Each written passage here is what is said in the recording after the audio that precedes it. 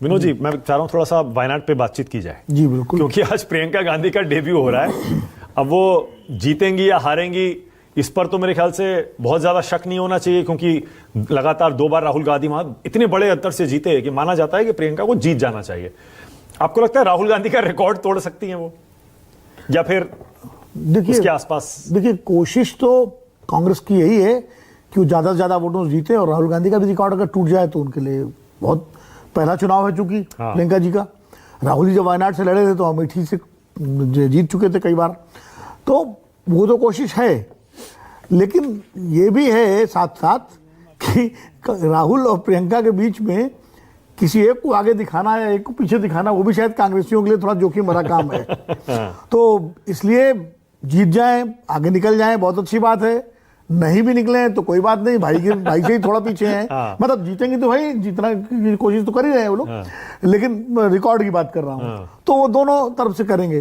देखिए, वायनाड एक ऐसी सीट है जो कांग्रेस के लिए बहुत मजबूत सीट है, और वायनाड में जो लड़ाई है, जो वहां की परिस्थिति है, तो सारी परिस्थितियां प्रियंका के पक्ष में हैं। चुनाव है, चुनाव में कुछ भी हो सकता है, मैं नहीं कहता हूं कि बहुत सारी चीजें, लेकिन फिर भी जो स्थिति है वो प्रियंका के पक्ष में है। वहां बीजेपी के भी वो नव्या लड़ रही हैं, नव्या हरिदास, और वामपंथी पार्टी से वो एक उम्मीदवार है। अब सत्येन मोकेरी, हाँ, पिछली बार दोनों बार चुनाव कांग्रेस वर्सेस लेफ्ट हुआ दोनों चुनाव में, लेकिन पिछले चुनाव में जो कांग्रेस के बीजेपी के जो सुरेंद्रन थे उनको भी ठीक ठाक वोट मिला था। तीसरे नंबर पर थे। 1 लाख से कुछ ज्यादा, शायद 1.5 लाख के आसपास उनको वोट मिला, अच्छा वोट मिला था। हाँ, करीब 1,41,000 वोट। हाँ, तो यानी बीजेपी ने भी वहां कुछ जमीन अपनी तैयार की है उस क्षेत्र में।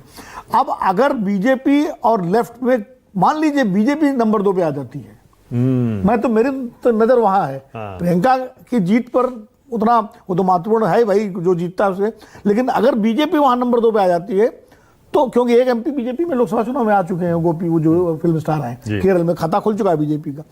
ऐसे में फिर ये कांग्रेस के लिए जरूर ये चुनौती होगी कि बीजेपी अब केरल में भी पहुंच रही है, तो फिर लड़ाई वहां। इसीलिए तो मैं कह रहा हूं सुरेंद्र राजपूत कि ये जो बाइपोल